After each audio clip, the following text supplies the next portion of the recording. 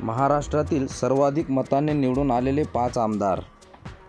या लिस्टमध्ये 5व्या क्रमांकावर राष्ट्रवादी काँग्रेस पक्षाचे आशुतोष काळे हे आमदार आहेत, जे कोपरगाव मतदारसंघातून त्यांच्या प्रतिस्पर्धीशी 1,24,824 मतांनी विजयी झाले आहेत. 4थ्या क्रमांकावर भारतीय जनता पक्षाचे दिलीप बोरसे हे आमदार आहेत, जे बागलाण मतदारसंघातून त्यांच्या प्रतिस्पर्धीशी 1,29,297 मतांनी विजयी झाले आहेत.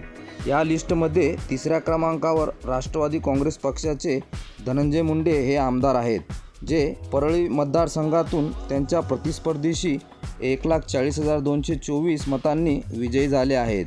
2ऱ्या क्रमांकावर भारतीय जनता पक्षाचे शिवेंद्रराजे भोसले हे आमदार आहेत, जे सातारा मतदारसंघातून त्यांच्या प्रतिस्पर्धीशी 1,42,124 मतांनी विजयी झाले आहेत.